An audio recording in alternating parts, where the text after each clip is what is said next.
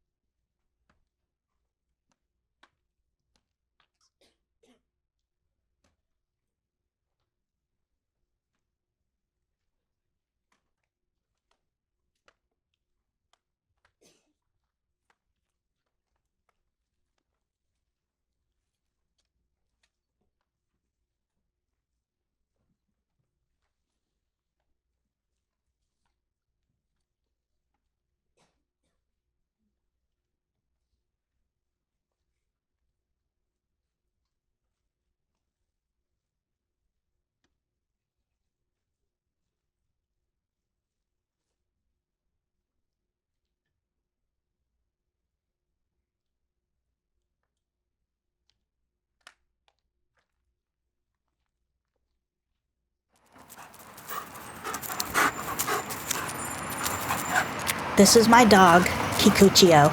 She's named after a samurai, but she's a total wuss. She's even afraid of the sound of her own farts.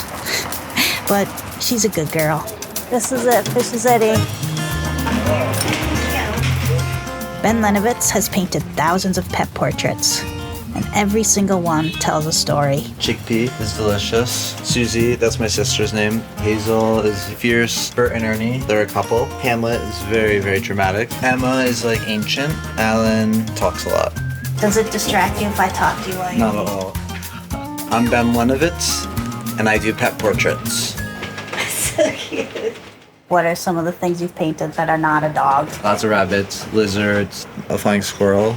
Last week, a pigeon came in named Franklin. Oh, a duck came in. An Insta-famous duck. It was the most beautiful white feathered duck that had red boots. You must really love animals. I do. I love animals. I might be getting a turtle soon. Mr. Turts? Yeah, Mr. Turts. Yeah. I love turtles. I love turtles. Yeah, I'm very allergic to dogs and cats, especially dogs. What is it about a pet that allows people to feel so attached? The love is like so infinite and not judgmental. It's non-judgmental love. It's a love that I really want. It's just really meaningful. Do you like people? Do I like people? I do like people. Yeah. I don't. Here's actually the best story. There was a guy who came in who really believes his boyfriend looks like a golden retriever. So he showed me a picture of his boyfriend and like a beautiful portrait of a golden retriever, and he's just like, can you just combine the two and write my boyfriend's name? And I just painted the golden retriever. I couldn't really blend the human eyes onto the golden retriever. But he was so happy with it, and he's like, that's my boyfriend. That is so cute. Can I ask you a question about Kukicho? Kiki? Kikuchio. Kikuchio. Kikuchio. Kikuchio. Kikuchio. Kikuchio. What do you think Kikuchu's like human job would be? I'm not gonna get her name right. I was thinking maybe she would be a mailman. Why? She's really good at being like, hey, how you doing? Hi, good to see you. Make people feel like really good, but only for a really short interaction. It's just like, ding dong, here's your stuff. Oh, wow, look at you got a new hat. Love it, bye. It's such good colors. Oh, it's so good, man. Oh, she's really sweet. Do you imagine that you're gonna keep doing this forever? Yeah, for as long as I can. Yeah, and pets aren't going out of style.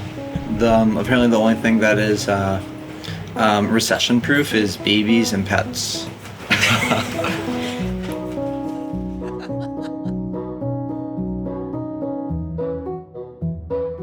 All right. Hello. Hi, hello. everyone.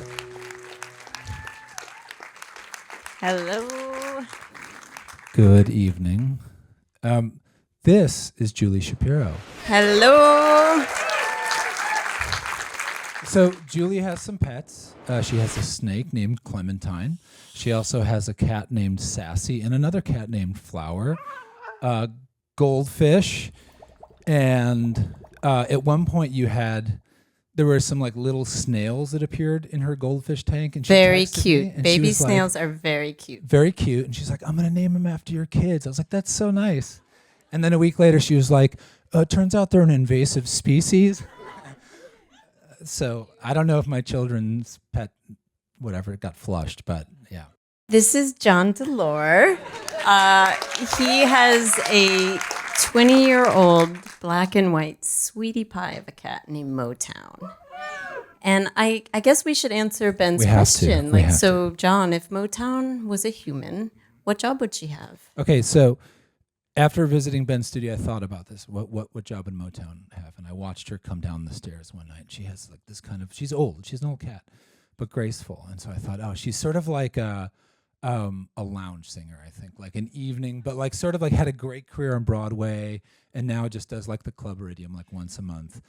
So like I think like Judy Garland or like Eartha Kitt vibes is what I'm going for. I think you mean Eartha Kitty. Eartha Kitty, come Oh, on. yeah. Pet jokes. We have so many bad pet jokes. Like, please buckle up. All right, but you have to answer the question Yeah. too. Flower. Flower. Well, my first thought was like, oh, he's like a Boy Scout troop leader. And then I'm like, oof, that's kind of controversial these days.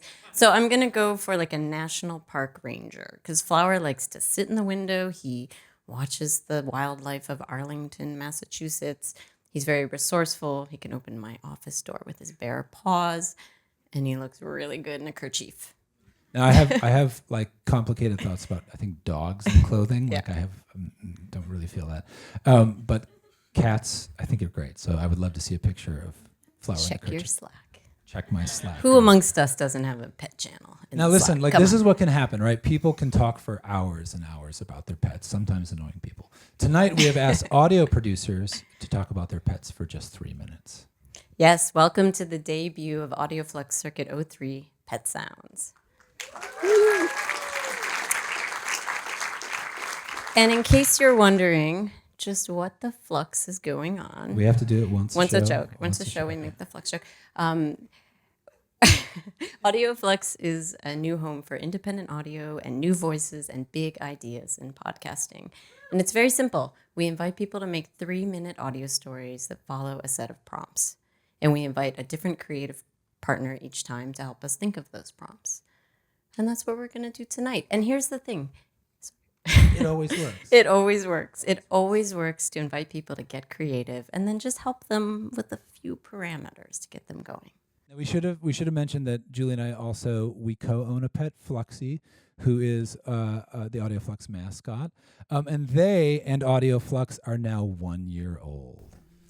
Wow, thank you. Now we could rehash as we have done before that it has been a difficult few years for a lot of people in the audio community. So we just want to say that Audio Flux, in the beginning, the dream for it was to create a space for makers, for independent makers, a place where people who are known voices, or known or new voices alike could experiment and could try things and tell stories that they couldn't otherwise. And so that's what we wanted to do. And a year ago, our little dream got a huge boost from the IMI, the Independent Media Initiative. And they funded our first circuit. And so we're really thrilled that we're here tonight, 1 year later, presenting our third circuit, again, with the support of IMI. Woo. And you're going to meet them a little bit later. You're going to learn more about them. And so a quick word about our creative partner for this circuit before we get started. So Audio Flux has been just rich with kismet since day one. So many coincidences and serendipity. And this is what happened. A year ago, I was here for Tribeca. I was going to meet someone at the other venue doing podcast events. That person was running late, so I was like, I'll just duck into this cool dishware store across the street. And I wandered back into Ben's studio, which you saw on the video, and I was like immediately hooked. And we started chatting, and Ben's like, oh, what film are you here with? He saw my Tribeca badge. I said, I'm here at the podcast. And he's like, oh, I listen to podcasts. I was like, oh, cool. What do you listen to? And then he's like, this is how I remembered. He kind of grinned and said, well, you should hear the stories people tell me when I paint their pet portraits. And I was like, audio producer light bulb moment. Like, I would love to hear those stories. So right from, I was hooked on what he did, but then I thought, the stories in this space. And I just had this hunch, like Ben would be a great Audio Flux partner. So I said, let's keep in touch. And here we are a year later, and it all worked out. But also that day, I was like, I want a portrait of my cat. And then Julie got a portrait of her cat, and then I got jealous, and I wanted a portrait of my cat. And so we had portraits of our cats made. Came to pass. There it is. So there's Flower and Clementine, and there's my sweet little Motown. And also Ben Lenovitz is here tonight. He's over here. Absolutely. So Ben is going to be traipsing across the stage. And actually, Ben, maybe we'll have you come up and sit in the chair over on this wing. Because we're going to be debuting audio works tonight, 3-minute Flux works. But also for each Flux work you hear tonight, Ben created a pet portrait in response. And so those have not been seen, and we will be debuting those tonight as well. Okay, all right. We should sit too, because I think we're going to listen. What a fucking privilege and honor to be here with you all listening together. John. Does anybody else know? Do you guys know what a tapir is, this animal? I was severely shamed by Julie for not knowing what a tapir is, and this is how she trolls me when she brings them on stage. I wish we had a tapir submission. We had amazing submissions. We didn't get any tapir submissions. I don't know how many pets they are, but anyway, what a privilege and honor to listen here together in this beautiful room. As Fluxy would say, shall we begin? In our first Flux work of the evening, a spring shave and an energetic pup unlock new connections in Mark's neighborhood.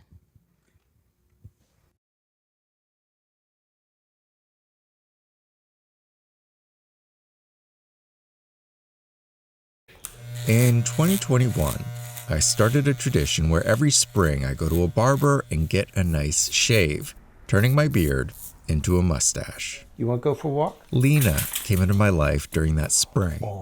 She became my buddy for long walks around our adopted home of Brooklyn, New York. I'd absorbed the sun on my freshly chiseled cheeks while Lena ate anything edible she saw on the ground. She had been a street dog found in Gurabo, Puerto Rico, and was eternally in scavenger mode from those earlier years in her life. My neighbors, mostly men, were all out washing their cars, holding a rag or sponge with random music pumping out of their car stereo. We'd walked by these vecinos before, but the day after I got my first spring mustache, something new happened. Hey, who's this little gal? I thought that was kind of nice. Then a few blocks later, another guy. Hey, buddy, how old is she? And another. You take her to the park? You know, it's no... I figured these unsolicited interactions stemmed from it being the first blue-skied, t-shirt wearing day in New York.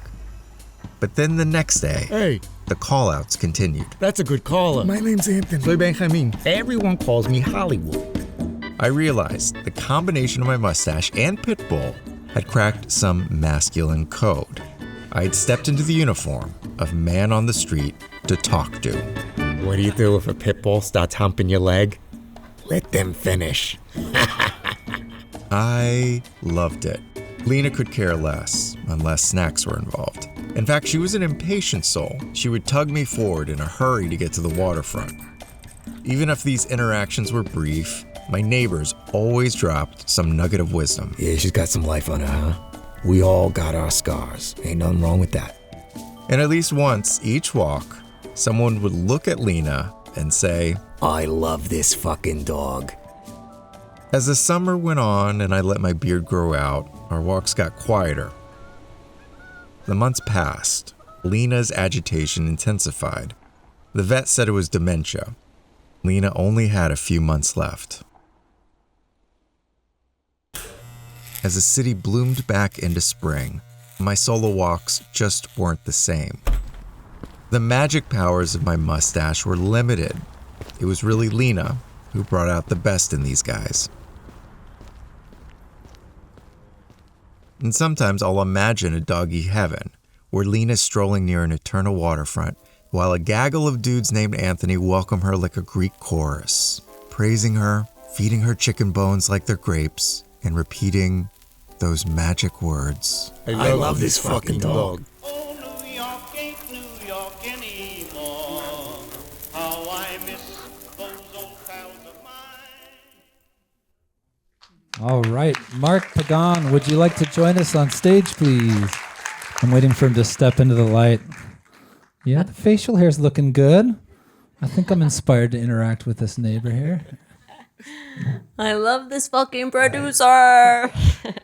I should say, Mark and I have worked together on a few series for Radiotopia. And the very first Zoom call we had, you brought a friend along, or a friend came along, and I met Valentino, Mark's pigeon. So when this new circuit came up with Pet Sounds, I knew that Mark was an excellent contender to make the Flux work. Placed that the pigeon was going to be the pet. Yeah, we thought. So just thinking about the pity dialogues, it's really a remarkable. It's not one story. It's three stories. It's you. It's your neighborhood. It's Lena. All in one in 3 minutes. So how did you think about balancing those threads of story? Well, I think when we all started talking, and I said I was going to focus on Lena and that this might be the story, I mentioned children's books as sort of something that came to mind. And there's a lot of projects I worked on where it's like, how can I translate this audio piece into a children's book? But I've been thinking about this recently, and I think what's more accurate, and for people that have worked with me on personal projects, what I'm about to say drives them crazy, but there's usually, like for Other Men Need Help, which we did for seasons, every season I would say, we got to do an episode that's a musical. And the team would go, okay, all right, like go and make that happen. And I don't have a musical background, and I wouldn't even begin to pretend like I know how to write musical theater or anything like that. But I think there's something organic as a like, this is my adopted home, and I grew up with, like I'm sure a lot of you, the mythology of New York. And so there's something about walking around these neighborhoods that always feels like a musical. And so I think organically, and the musical to me always feels like I'm here, I'm walking around, I have a dog. And then everybody's like, I'm washing my car. That's a dog, that's a dog, that's a dog. And it felt that way. Like when Lena and I, when we first got Lena, my wife Caitlin's in the audience, we were living in Red Hook, and there's just so many, like, it's very true. There's a lot of gearheads that live around there, and it just felt like a goddamn musical where they just sort of like, I'm washing my car, So I think the threads of the three things they just felt automatic to me. I love that fucking dog would be the musical. That'd be the closing number. Yeah. Okay, so in audio, we call it good tape, right? When we get a source or someone we're talking to, we make a connection, we break through, and they just start talking, right? So it seems to me that like Lena and maybe like lots of pets are like inadvertently very good audio producers. Like they can get people to open up. So I want you to think about like pet magic here for a second. Like what can we as audio producers or just as humans trying to connect with people, what can we learn from a dog like Lena? Well, I think, and Lena, as mentioned, passed away 2 years ago, and then we have a new dog now. So I've been observing this a lot with the requirements of going out into the world. And two things come to mind with that question. One is that we all know, we see service dogs and we see emotional support dogs and things like that, and we know the what's the word? The like oxytocin release that comes from having an animal like a dog. Having a dog at home, petting them and interacting with them, and all those things are very, very true. But something, especially from this piece, that I was thinking about is what's not referenced in this piece is I'm not misanthropic, but I leave the house like everybody else and go like, I don't want to interact with anybody. And with a dog, that usually won't be the case. Somebody in some version will interact with you. And quite often, like I'll see somebody with another dog and I'm like, oh, God damn it. Like, I don't want to talk to them. I don't want to pull Soka as our new dog. I don't want to pull him away. I don't want people to say things. And then what always happens, always, is that somebody will interact. They'll make eyes at Soka or Lena. They'll say, hey, who's this dog over here? Whatever it is. And there's a part of me that just goes, yes. Like, and it's not so much ego. There's part of ego. It's like, I've got a great dog. Everybody likes my dog. But it's like, yes, people want to talk to me and stuff like that. And I come home and Caitlin's really good about talking to people on the street, but I'll tell her about these experiences. And I think there is that sort of like community oxytocin that happens with having a sort of like a bridge that's bringing you into your community. And I know that can sound woo-woo, but I do believe that. Like, I think we all need those excuses to see people as our neighbors, and a dog really can allow that. And the other thing that I wanted to mention, because we're having so many conversations in documentary making and nonfiction, whether it's film or audio, of ethics and paying subjects and things like that. It's like, is it ethical to bring a dog on more interviews so that people open up? Like, I would like that query. Like, I'd like somebody to make that an area of study, because I kind of would want to now, like a subject that you can't talk to as easily, just bringing a dog to that interview. Yeah. There you go. Educational audio Flux experience for you. All right. So, and I think we just have to mention, you heard him do the voice, but all of the voices in there of all of his neighbors, that's Mark. Who does it. Yeah. All right. And now is the time where we ask Ben Lenovitz to please cross the stage carefully. Let's see how those voices inspired Ben to portray Lena to Mark. Here you go. And then Ben, do you want to say a word or two about what did you pull from the audio piece to create this? Well, I was curious if how people say they look like they're a dog owner, like they look like their dog, if you can relate. I think so. There's the mustache. I think so. Yeah. Yeah. Caitlin's in the audience. All right, she's just laughing. Yeah. I'll say yes. Okay, cool. All right. Okay. And you guys can all see. We'll put the pictures up on the screen for you all to see. But thank you so much for this piece, Mark, and Ben. Thank you so much for this portrait. Thank you. Thanks. All right. Thank you all. In our next Flux work, a young woman takes her boyfriend's cat to the vet and reflects on how she got there.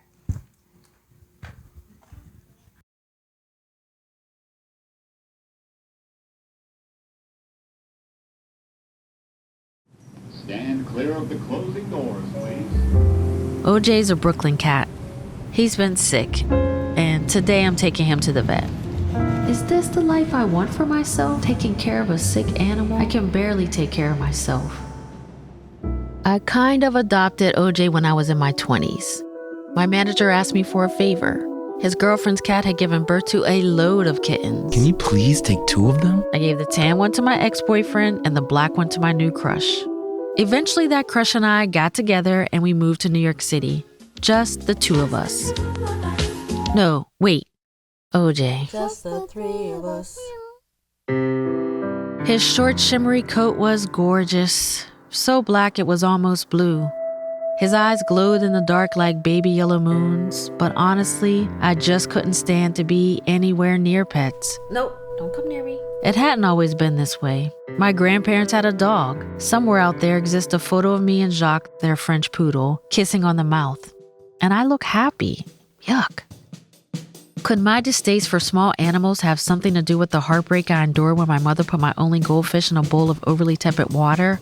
She thought it would thrive in a warmer climate. It did not thrive. It died. Perhaps it started earlier, in 1981, the same year Bob Marley died and Ronald Reagan was shot. They're so morbid. One of my brother's childhood friends was bit by a huge dog, a pit bull, I think. It was the first time I heard the word rabies. Fortunately, OJ didn't bite. He was a real-life scaredy cat who seemed to need so much. I can't tell you his actual name because in recent years I've used it as my computer password. Now, our place wasn't that big, but everywhere I went, OJ lingered while never shutting up. I tried connecting with OJ, snapping photos of him, throwing balls of yarn at him, in his direction. But I drew the line when it came to our bedroom. I kept hearing my mother's voice in my head. Get that thing out of here. Shortly after moving into our one bedroom, OJ began acting strange. First, he vomited on the floor next to his litter box. One day, he let loose directly inside of my favorite loafers. Oh, I'm gonna kill this cat. The vomiting got worse, so I made an appointment with the vet. Taking a ride, OJ. It took a few leaves of catnip, one mouse toy, and nearly an hour to get OJ inside his carrier case. Whew. Get me out of here.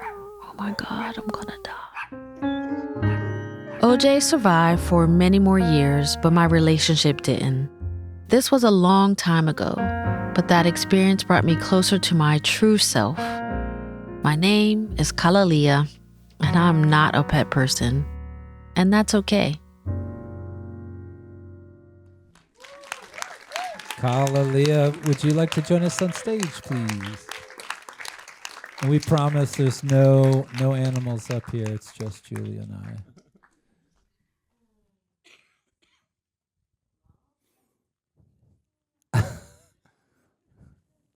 Are there any other not pet people in the room?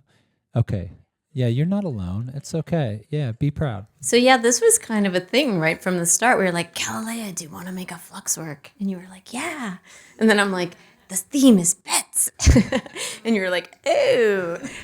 And so from the start, you were sort of concerned, like, I don't know, I'm not really a pet person. But then we were like, that's a strength. That's not a weakness, because the prompt, let's not forget, feature a pet as a protagonist or an antagonist. Yeah. Narrative tension built right into there, great for storytelling.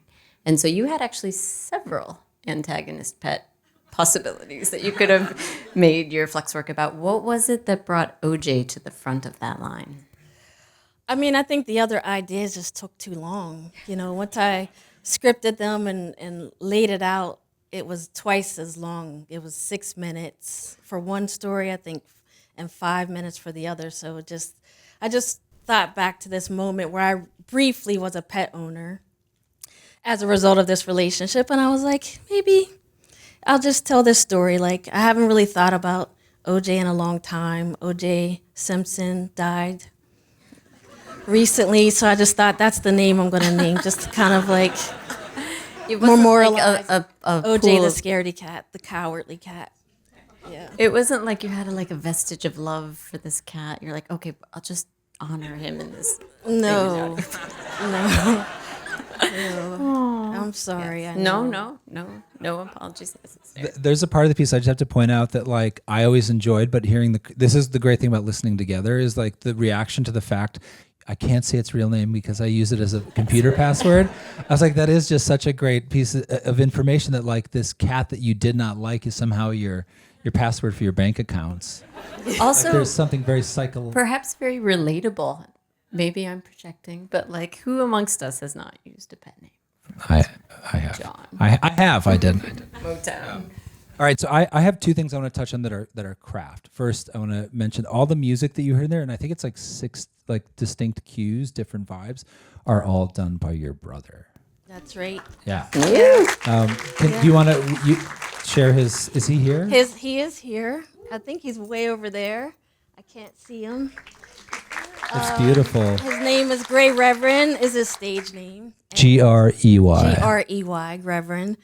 And he is like my personal composer. It's amazing. I feel like, for a lot of things that I do at work, if I want it to be like really special, I'll reach out to him and see what he's doing. And he has almost a basketball league, or a number of kids that are almost at the basketball number 5, not quite. And so he's really busy. And I was just really happy that we were able to do this. And I always have so much fun working with him, and he gets it. He really gets it right away. So, yeah. And then my other question is, you are a producer and reporter for the New Yorker Radio Hour. Yes. And so just on a craft and process level, like what was the experience for you? What was the difference in working on your Flux work compared to like your daily job in audio?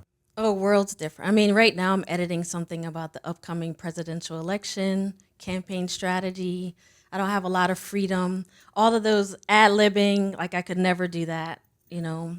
So a lot more playful, just more expansive. Just I felt like I was really be able to just create, like where obviously, you know, when you work for somebody, you have editors, you have to pitch things. It's an entirely different product. We have a host that might not want to do something. So I just felt very free making this. Yeah. It's really good. I love the line about the goldfish too. The voicing on that one. It's just like, it's such a great sentence, and the way that you delivered is really fun. Oh, thank you. That's so nice, John. Yeah. There's a real like sense of you. Like we strive to bring our voices, you know, to the stories we make, but like there's a real sense of you and your humor and your and the way you like see the things in your life that I think comes through really strongly. Julie, stop. No, seriously. What about the red shoes? Are the red shoes gone? Because Oh yeah, what happened?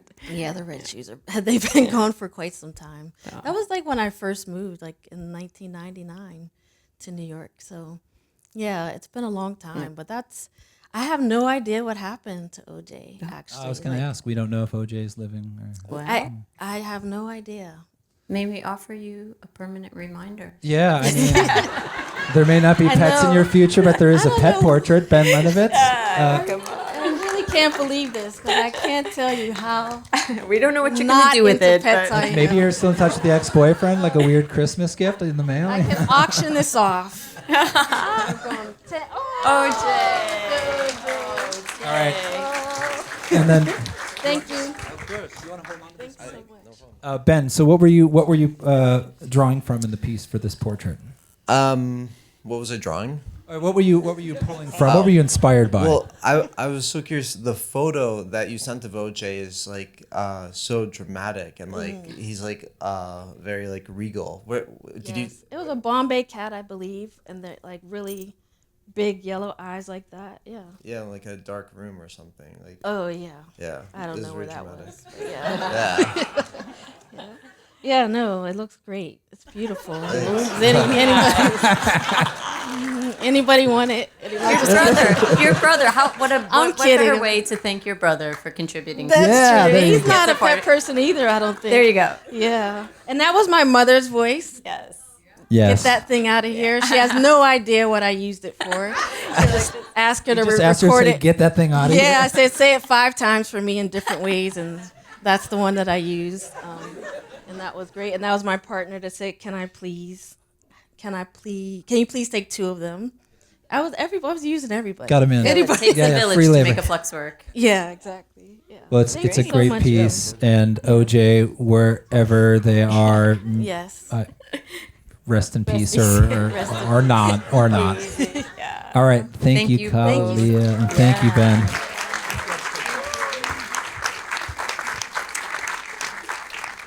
Okay, in our next Flux work, a certain plant connects 3 generations.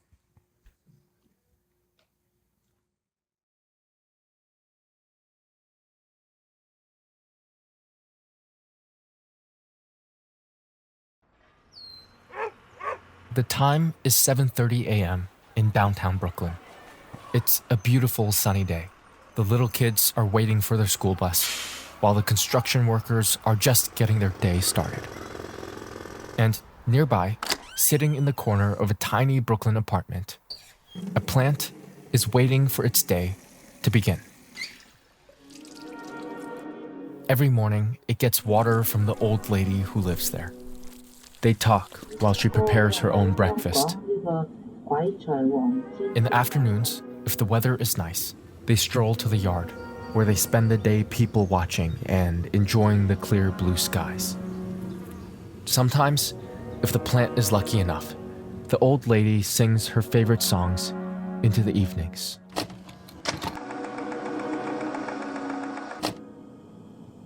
莫說青山多障礙，風 This is my grandma. We call her Mama. Near the end of her life, she spent more time with her plant than she did with anyone else. In a life dedicated to supporting others, this was her final act of care. Even though the leaves hadn't matured and the beautiful flowers wouldn't blossom for another several years, she cared for it like her own child, labeling the pot with stickers that read, Apartment 201. Well, these two notebooks is from Mama, like right before She passed away. She said, 無所事事，記下鎖匙，收我上天，快樂面對。 There's nothing to do, she says. So I'm writing down all the little things, trying to pass the time, waiting to be sent to heaven.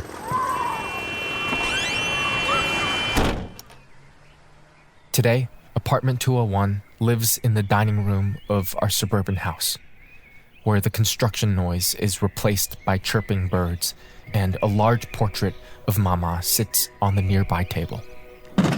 In the mornings, before making her own breakfast, my mom stands in front of Grandma's portrait. She closes her eyes and they talk. She prays for good health and protection for the family. And then she visits the plants, where an older apartment 201 waits patiently with its vibrant orange flowers and leaves that stretch out like arms. Last week, a tiny green bud began peeking its head above the soil, a new sign of life in Mama's plant.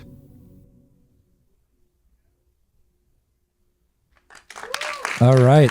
Making his debut as an audio producer, Ryan Ng. So as Ryan makes his way across the stage, I would say Ryan is an outlier in this group of commissions because Ryan, you are not an audio producer per se. Ryan is a YouTuber.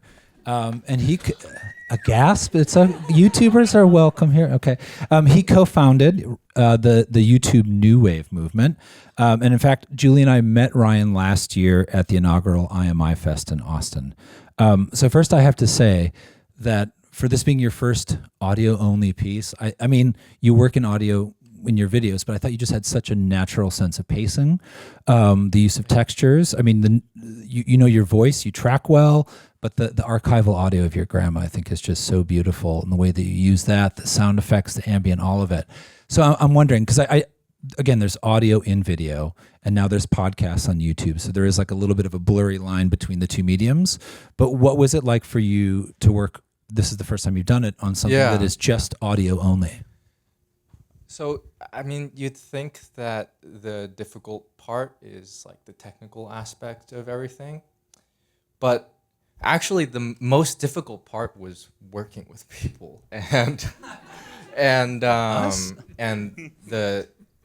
the topics and having to work with constraints, because as a creator, first of all, YouTubers love talking about themselves, and that's just about all of my films. So to make something about pets and then to have to share the idea before it comes out and then to have to make it 3 minutes long, that was more difficult than the technical aspects.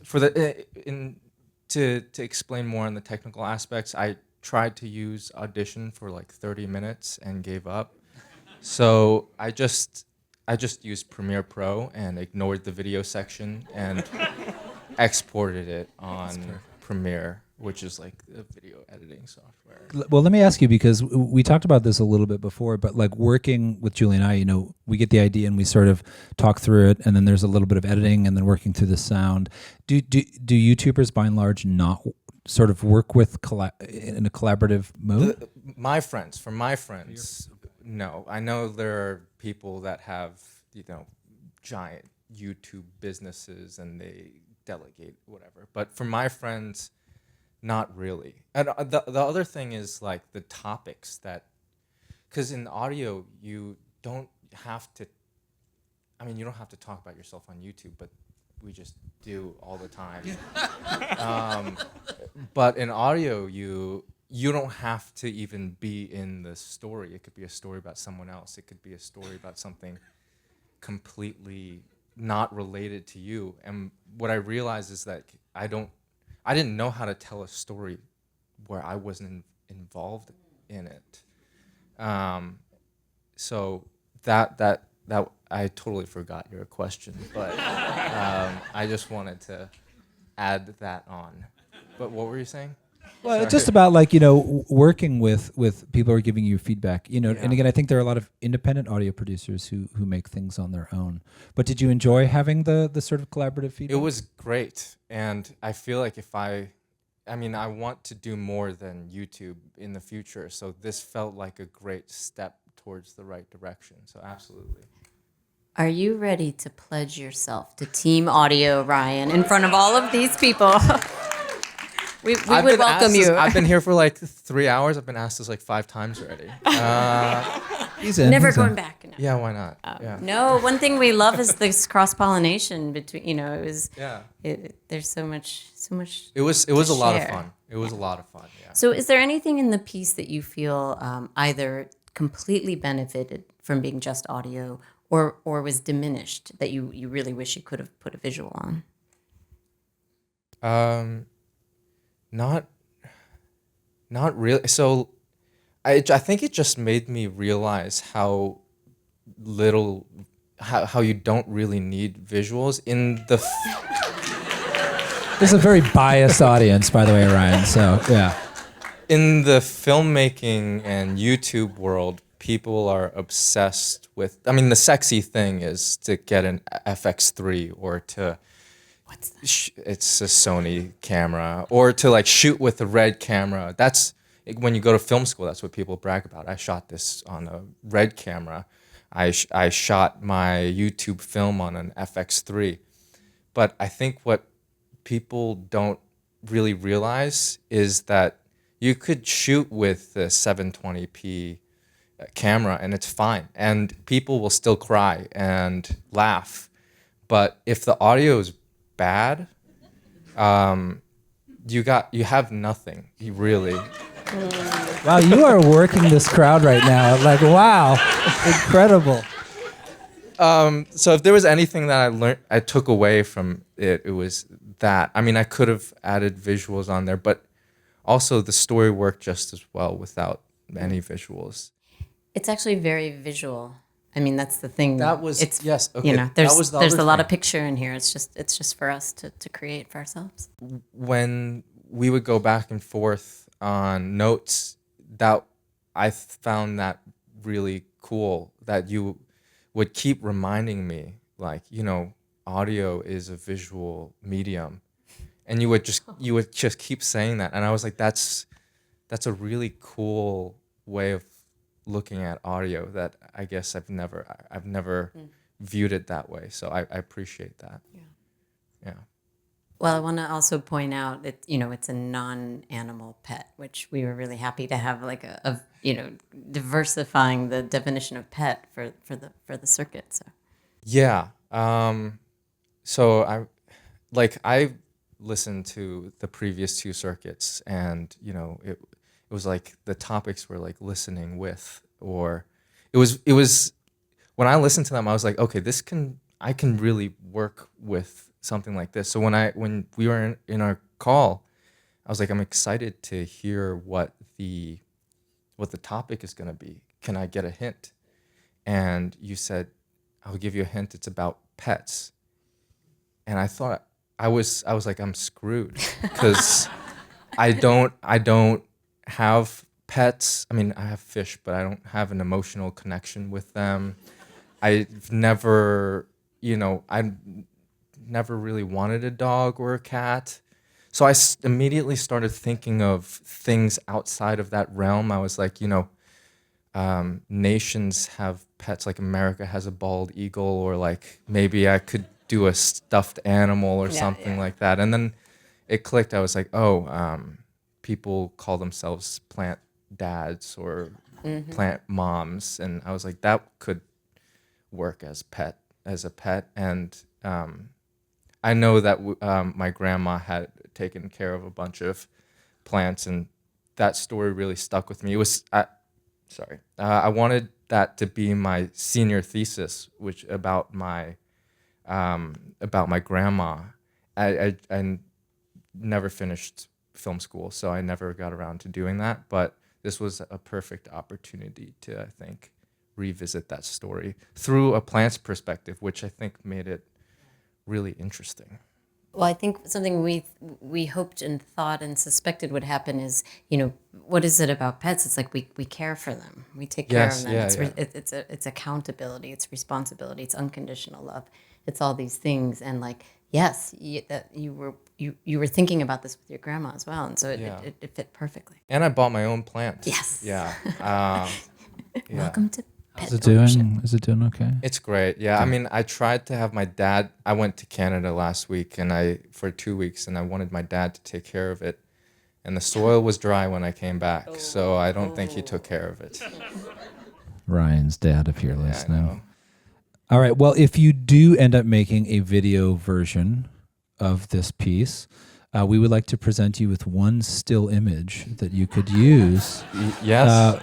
Ben Lenovitz. I'm excited to see this.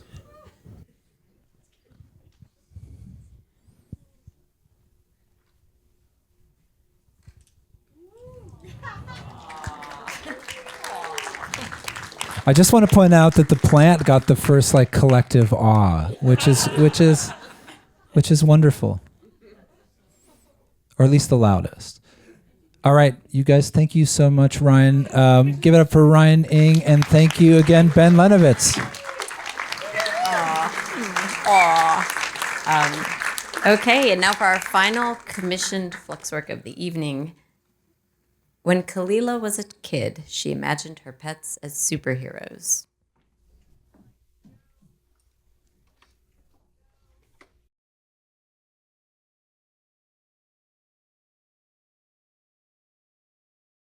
As a kid, I worried. I worried about the right way to enter a room. I worried about black holes. I worried about arriving too early, arriving too late, being impaled by an icicle. I didn't have the language to explain this overwhelming dread, so I preferred the company of animals who didn't expect explanations as they did not speak English. And when I was 9, I started to imagine my pets in a TV show. Do you remember the Super Pets? I do. This is my mom. At our house, pets outnumbered people 5-2, so it wasn't hard to picture them banding together as an unstoppable force. Plus, my cat Mr. Ibbs had a cool look for a superhero because he once shook his head so hard, his eye flew out of its socket. And then do you remember I took his eye and put it in a plastic bag in the refrigerator? When trouble came to town, the one-eyed Mr. Ibbs became the Brick, an immovable chunk of cat. When Orbit smelled evil, he transformed into the Beast, an invincible attack dog. Around bad guys, my timid guinea pig Quilt turned into Zorro with a trusty carrot sword. Swish, swish, swish. My rabbit Friendly wasn't so friendly as Stomper, who caused earthquakes with her foot. And our cat Spud, a big Russian blue, donned the costume of the Rumbler with a supersonic purr. Purr, purr, purr. I only wrote one episode of the Super Pets, in which the electric company ComEd was deviously sending customers 2 bills a month, tricking innocent people into paying twice.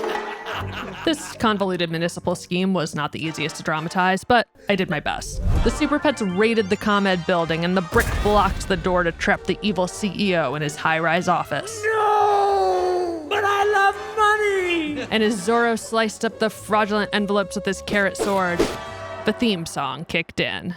The Brick, the Beast, and Zorro. Stomper, the Rumbler, the Super Pets. We fight crime day and night.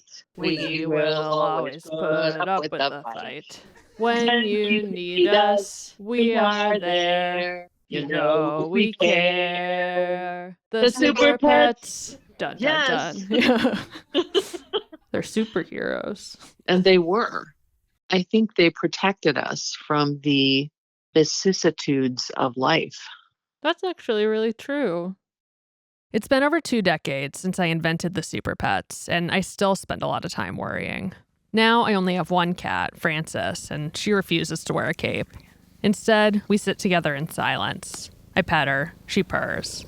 And in this way, she protects me from the vicissitudes of life.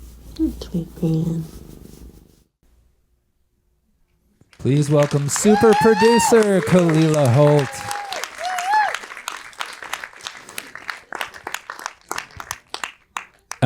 So I am always in awe of audio works where there's like this blend of humor and like the deeper emotional sort of human experience stuff, which Heavyweight, please give it up like Kalila. Oh my God. Thank the greatest you. show. That show does it well. I think a lot of the Flux works that we've heard do that as well. This piece, you heard, this is like the middle part is just like this laugh, like it's a romp. It's really fun. And the piece could have been just that. But it starts with this like, it's grounded in you talking about being an anxious kid.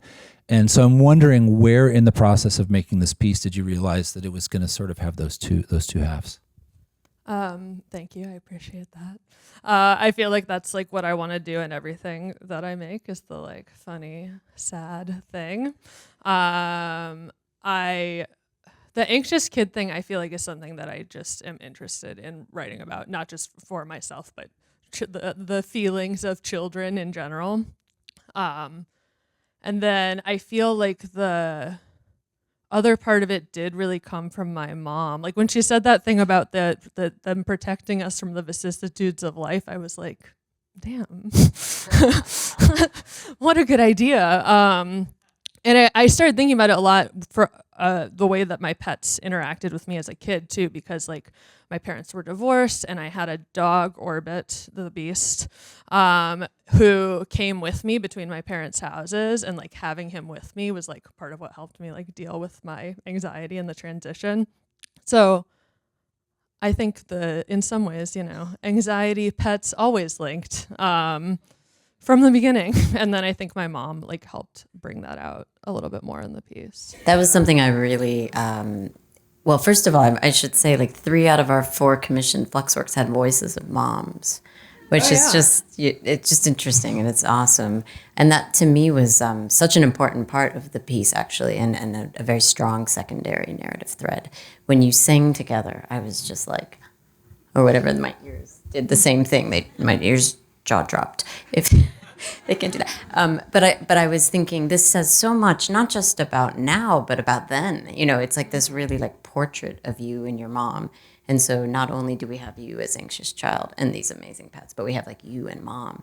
And so did that like sort of emerge, or were you like, oh yeah, I can bring mom into it? And I like what to call my mom about everything. So I think as soon as I was like, I'm going to do the super pets thing, I was like, I know, I'll call my mom. Did you have to remind her, or did she just remember? She remembered the super pets. She did not remember the theme song. I had to sing the theme song for her several times alone before I could get her to. Did you practice the harmony? Like yeah, you're like, that was, I did. flat, Mom. I aggressively directed her where I was like, normally there you would harmonize with me, and she picked up on it. So.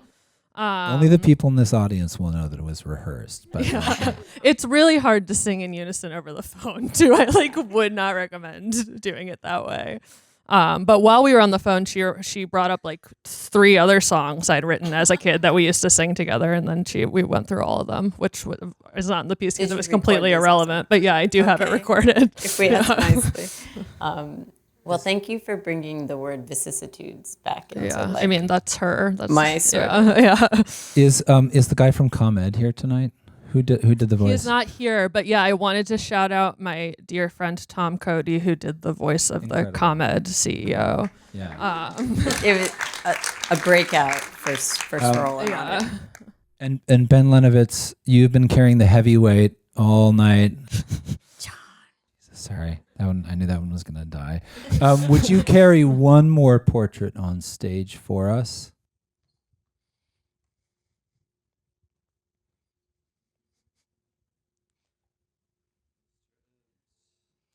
Oh my God. Thank you. I love it. People saw it in the store and they thought it was Mr. IBS.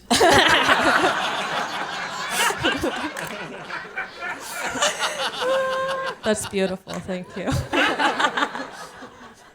Amazing. Well, thank you so much for this work, both. Kalila, and thank you again, Ben Lenovitz. So those were our 4 commissioned works for this circuit. We invited all 4 producers to make these Flux works. And that's how it worked for the first 2 circuits of Audio Flux. We reached out to producers and invited them, and they made stories, and we shared them with the world. But from the beginning, Audio Flux we've always dreamt of having it be something that anyone and everyone could participate in. So for this circuit, along with commissioning, we also put out an open call to the public. And we gave people 6 weeks to make a Flux work. They had the same prompts to work with as the commissioned producers, and create Flux works they did. So up here you'll see we had 71 total submissions from 13 different countries, featuring a veritable menagerie of animals, some expected pets, some slightly less expected pets. And it was really fascinating, I mean, the range of pieces, narrative, documentary, experimental, it was just really breathtaking. And the themes that we kept hearing, pets as therapy, pets as companions, pets as escape artists was a really fun sort of subgenre. And then pets as a way of approaching death and sort of serious parts of life was also really present and powerful. But it was an amazing collection of 71 submissions. And with the help of a very wonderful and dedicated listening committee, we narrowed the 71 down to 9 finalists. And No small or easy task. Torturous. I think you could say torturous. And from those 9, we selected the 4 circuit selects, which we're about to share. But first, we wanted to honor the 5 other outstanding finalists that were chosen. We have, besides being majority international, which was really thrilling, we have stories about a very winning ladybug made by a Swedish 9-year-old and her mom. Good. Micah and Lucy Cathcart Froden from Sweden. We have an Ave Maria singing parrot. Vedrik de Bakker from Belgium. We have a nautical hamster. Bon voyage, Mr. Buttons from Lena Presswood. We have a dog and mom best new friendship. Is Mira here tonight? Mira Burt-Wintonic, are you here? Yeah, I love your work. This was so good. And a rambunctious parable that any cat owner can relate to, told purely through sound. Blue Moon by Wanda Struckis. And we're going to tell you a little bit how you can hear these pieces later. But for now, we are going to move on to the 4 circuit selects, and we're going to listen to them back to back to back to back. So we're all going to get to sit here and listen together for a glorious 14 minutes. So please enjoy, and without further ado. Hey, I'm Jules Bradley from Portland, Maine. This is Feathers. I've known many roosters in my life. All of them bastards. Except for one.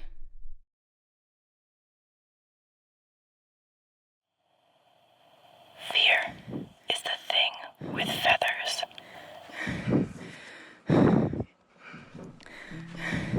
Fear is the thing with feathers.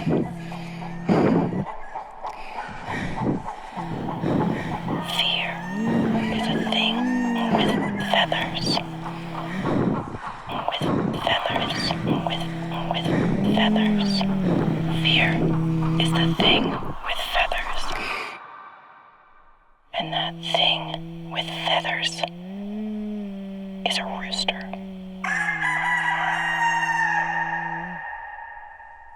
A rooster named Zebra. Zebra! Stop it!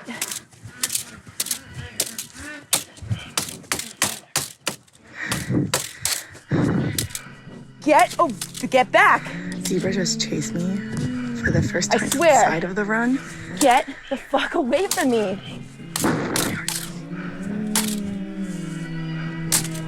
Dude, what the fuck is your problem? Fear is the thing with feathers. My heart's pounding.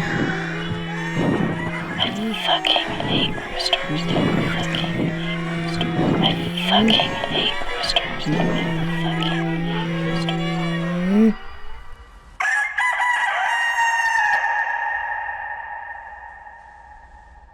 I fucking hate roosters. Except you.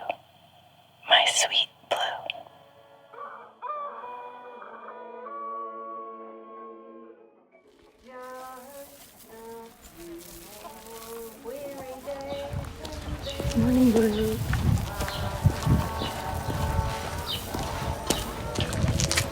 Good morning, Blue.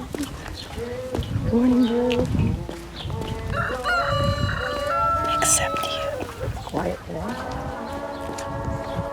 My sweet Blue. There's two of them out.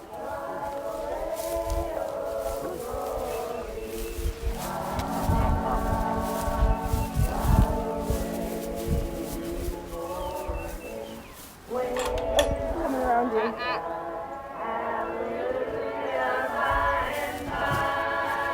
She wants back. She has Stockholm syndrome. Fear is the thing with feathers.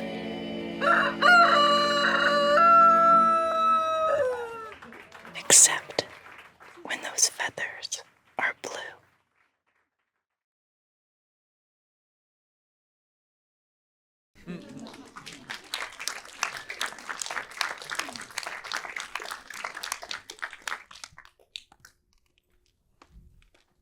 Buenas, my name is Mariano Pachela, I am from Argentina, and this is Ladrida Verdad, The Dark Side, a story about looking at the world through dog ears. I hope you enjoy it.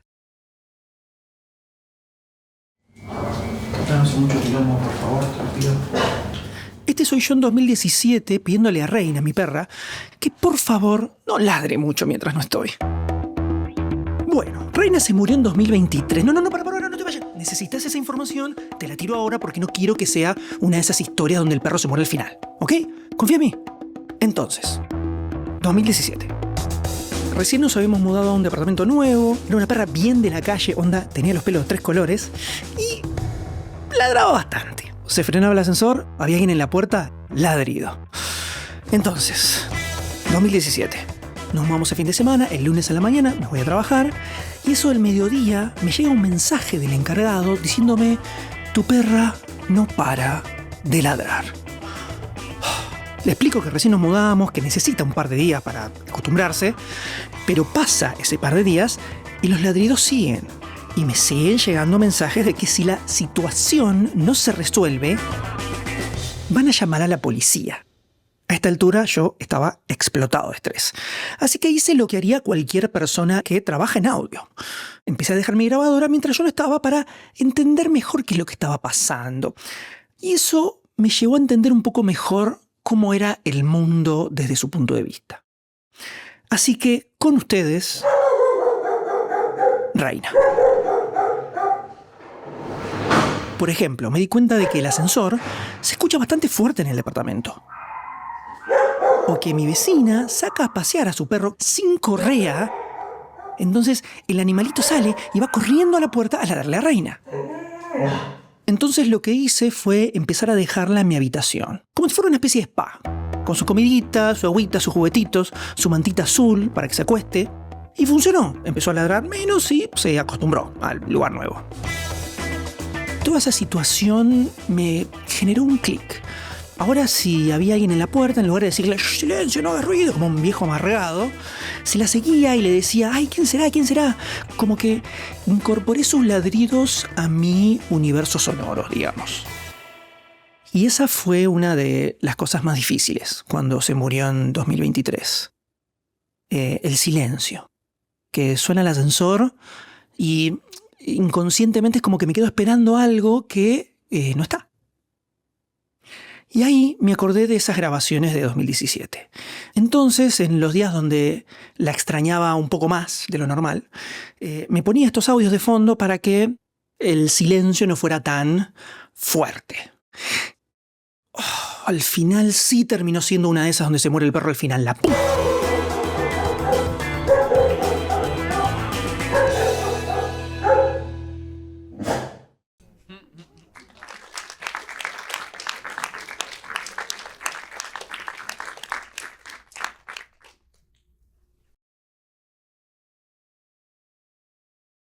Hey, I'm Jasmine Morris from Rochester, New York. This is Magnus the Maine Coon, and it's about how I've been recording my cat's purrs for more than 10 years, anticipating the day I'd no longer hear them.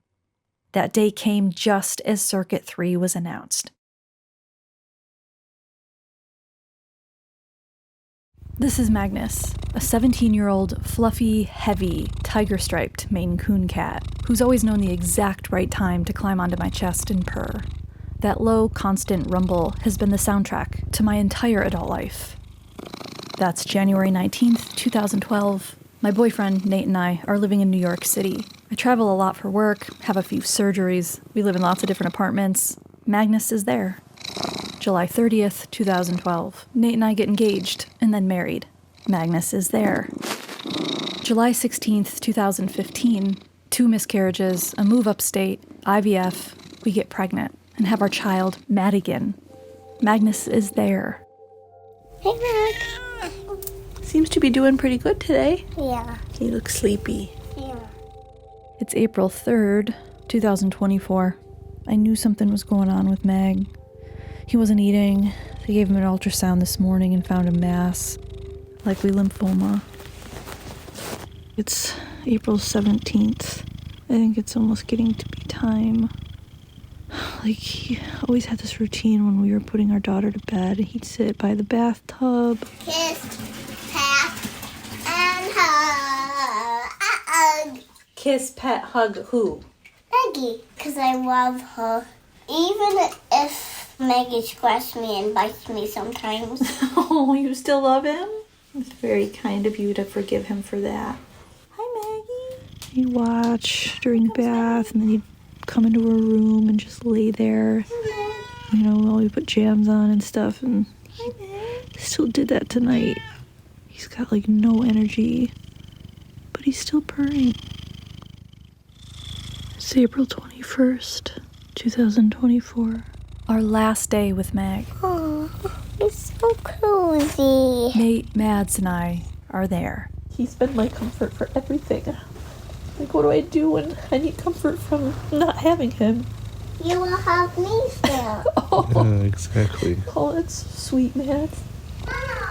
Yeah, Mads. I got these books. Oh, yeah? Okay. Oh, yeah, I got those for you. Mads finds a new book I just bought by her favorite author, Sandra Boynton. You read them to me. Okay, baby. It's called Tickle Time. So if you're feeling blue and you don't know what to do, there is nothing like a tickle time to make you feel like new. We're happy you could join us for a gitchy gitchy goo.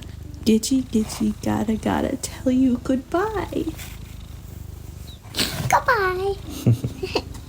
That was a good book, Mads, to find right now. Oh, I love you. Love you too, Maggie.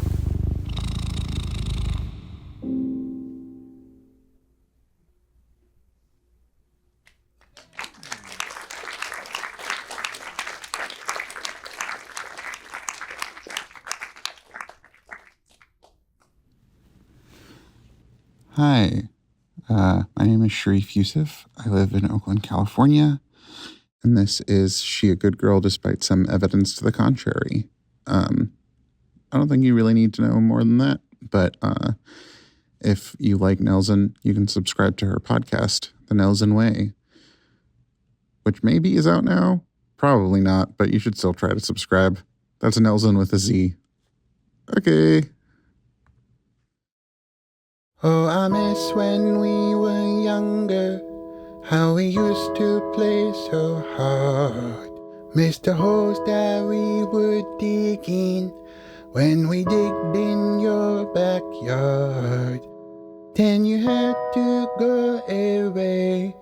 Yeah, you had to move across the states. Now I'm feeling oh so blue. I miss you every single day. Now the holes that I'm sniffing ain't the ones that I'm digging.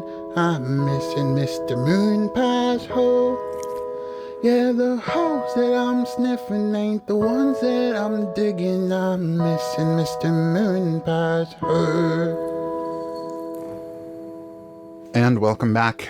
That was just a taste of Moon Pie's Hole, a track off Nelson the Dog's debut album, She a Good Girl, Despite Some Evidence to the Contrary. And with me in studio is Nelson the Dog. Thank you so much for being here. Yes, thank you very much also for being here with me as well. This is your first album? Yes. And it seems like a lot of the tracks might be autobiographical. Mr. Moon Pie's Hole. Don't Be a Little Bitch About It. And of course, Maybe They Pick You. Oh, yes. So, Maybe They Pick You was about my time in the SPCA. And every time the families would come in and they'd say hello to the nosing, and I'd say, oh, hello to you as well. And then they'd say, we go with the golden retriever, please. And I'd say, okay. Yeah, it made me think maybe something was wrong with the nosing. I wanted to write a song to let the people who are still inside know that they are not alone and that one day they may eventually find their forever home. Or be put to sleep, depends on the shelter. At the end of the day, well, maybe they pick you, but also it's possible that they don't pick you. I think maybe they pick you, and maybe this whole album is actually about, being true to yourself and keeping the faith and knowing that you are worthy of love just the way you are. That's beautiful. Oh, thank you, I know. If they don't pick you, that don't mean they don't like you, but it might also mean that they don't like you. The debut album again, She a Good Girl, despite some evidence of the contrary. Thank you again, Nelson, so much for being here. Yes, of course. Thank you as well. But also it's possible that they don't pick you.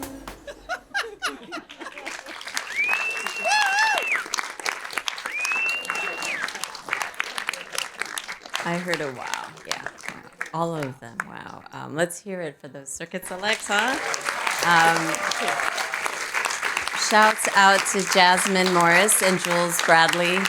Jasmine and Magnus Jules, are and you Zebra, here? who are here tonight with us. In the next few days, give us a little time to recover. We'll be putting all of these on audioflux.org, the 4 commissioned works, the 4 Circuit Selects, and the 5 finalists. So, yeah. audioflux.org. Yep. And now we're pretty happy that like all the audio is just on our website right now. It's like kind of like punk rock and podcasts and not be in the feed yet. But we are working on our podcast. The pilot episode actually was an official selection of Tribeca this year. We're very proud of that. Very honored. It is hosted by the incredible one-of-a-kind human being and my good friend Amy Pearl, who is somewhere back there. Give it up for Amy. So fingers, toes, and XLRs crossed, we will have the first season of the podcast out this fall. Also, because AudioFlux does not sleep, we have Circuit 4 on the horizon already. We recently confirmed a very excellent creative partner that we can't tell you about yet, but we will. And we'll be doing the same thing, commissioning some works and putting out an open call around August 1st. So to learn all about that, you can follow us on our social channels at AudioFluxing, or you could go to audioflux.org and sign up for our newsletter. It's a newsletter, right? Because our mascot's a cat. Yeah, newsletter. Okay. All right. Well, now we have something. We're at the part of the night. We have something very, very special to share with you. Our friends from IMI, the Independent Media Initiative, are here, co-founders Elaine and Stuart Sevier. Stuart's going to come up in a few minutes and share some really exciting news, or muse, if you prefer to join me in that animal pun. But I do want to just say truly, this is an organization that supports independent media, and we had this idea a year ago, and we truly would not be where we are this year without the support of IMI. So really grateful to be here with them. They are an organization with big ideas about creating a new public media ecosystem for the 21st century. And they're not just thinking about these ideas, they are actually doing. John and I went to Austin, Texas last fall, where they hosted the first IMI Fest. They brought all the producers from Circuit 1 together, and we joined a bunch of creators. It was YouTubers, it was audio producers. And we just, we talked, we skill shared, we compared notes about being independent creators in YouTubing, is that a word? And audio production, and this cross-pollination started. And so it was a really fertile few days that is continuing. They're going to continue doing things. And so we'd like to welcome Stuart Sevier to the stage to say a little bit more about all of that. Now, Stuart, you can prepare as you walk across stage, but we've been doting on our pets all evening. So you're gonna have to tell us if you've got any pets you want to shout out. Yeah. Thanks. Funny enough, I have a good girl, despite some evidence to the contrary. My wife, Elaine, and I, who's in the audience and co-founder of IMI, have a golden retriever, Great Pyrenees mix, Ray. Aw. She's very sweet, but also Of very course. barky. And we also have a older German Shepherd who's very stately, named Bear. I can almost picture them. Yeah, I can almost picture them too. It's almost like I've seen them. Ben Lenovitz, is it possible that you could?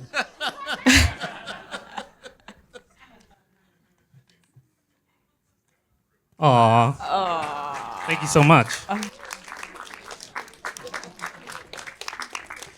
Yeah, they're good office dogs, so they've appeared in some Zooms before. The likeness is uncanny. Yeah, thank you. Okay, I'll just sit down with you guys. Great, Yeah. great. Welcome. Thank you. Thank you for all the great work you've done. It's been a great partnership the last year. And we're so happy to have been able to help make Circuit 3 with y'all. And I'm very proud of Ryan, my good friend Ryan, who... We met last year at IMI Fest. Yeah, we poached him. We were like, we're gonna work with him. He's Yeah, good. good job, Ryan. Yeah. And to all the other producers, like, thank you so much for putting your heart and soul into the works that you presented. And I'd just like to invite everyone to give another round of applause.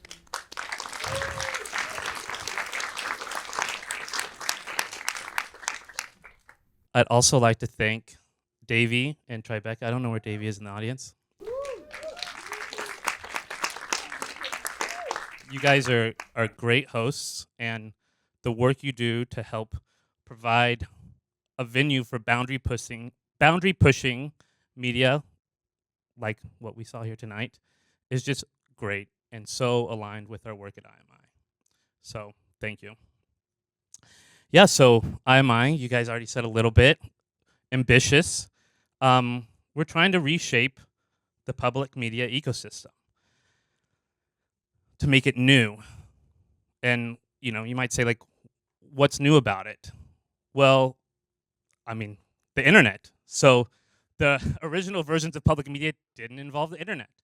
So now the public has moved online. People watch and listen to media online more than they do anywhere else. And of course, creators, media producers have followed them to try to reach them and change the nature of what they do, and it's completely changed the ecosystem in which we all sort of try to swim in. So anyone, anywhere can make a piece of audio or video in their home and have that reach millions and millions of people. It's a wonderful thing. It can be a dangerous thing. It can be a scary thing. It can be engaging. It just sort of reflects the nature of being human. And so we're really trying to grapple with what can we do to help shape an ecosystem where attention is really truly the thing that drives it all. And so we want to really ask everyone and encourage everyone to start paying attention to what shows up on their feeds, what shows up on their YouTube homepages, all of those type of places. Like you said, we're not just sort of sitting back and asking people to pay attention to one thing or another. We're trying to actively drive people's attention to what we think of as exceptional creators. So creators that make things that no one except for them could make. So it could be educational, it could be artistic, they could make it on their phone, they could make it at home, they could make it in a studio, you could see it in, you could hear it in your car, you could see it on your phone, your computer, anywhere. The important thing is that they make it with feeling, and it engages with important ideas. And we think that that work does a great public good and thus should receive public support. It's pretty simple.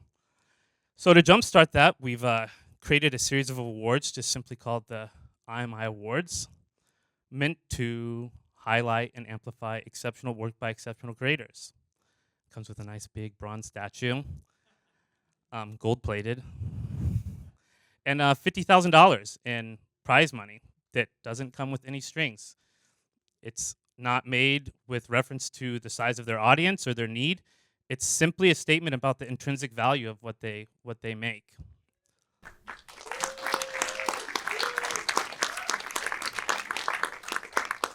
So this is our second year doing it. We give them out at IMI Fest in Austin, this year again happening in November. And the special thing that's happening is that we're going to announce the awards right now for the first time for all of you. Before I do that, I want to say and make a special note that while we think these guys are all really exceptional, they're not the only ones that are exceptional.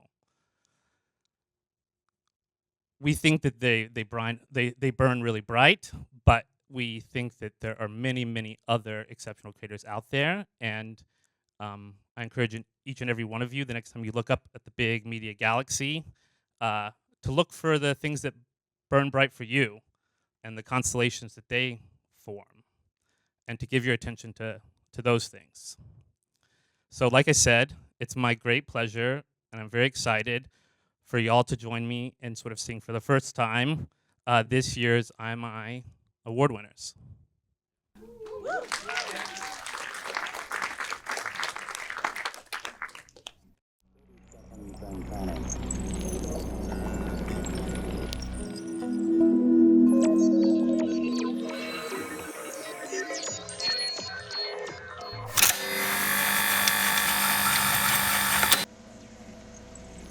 All right, you guys, thank you so much. That wraps our show tonight. Thank you to IMI. Congratulations to all these winners.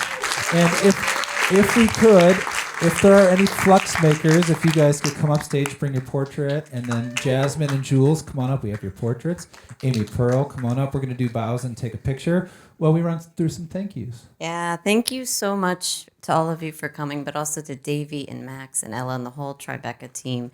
We have seen the work they have done this whole week to celebrate the work of independent audio creators, and it is thousands of details put in place. So big thanks to them. A huge thanks to the Flux makers here and everywhere who submitted works. Countries. Come on up. And these guys. Ben, who was just like, took this random crazy woman's idea a year ago and said, sure, let's do it. Thank you so much, Ben, for fluxing with us. Oh, here's Jasmine and Jules.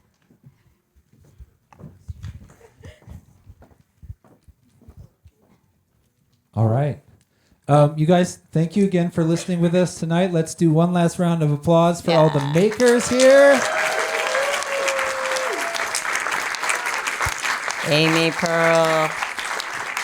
And now, as a final treat, we're going to cue some walkout music. We had to wrestle with Nels and the Dog's publishing company. Amazing how the dog got all the contracts together so quickly. But we got clearance to play the full cut of Maybe They'll Pick You. So enjoy that, and thank you so much for coming out tonight.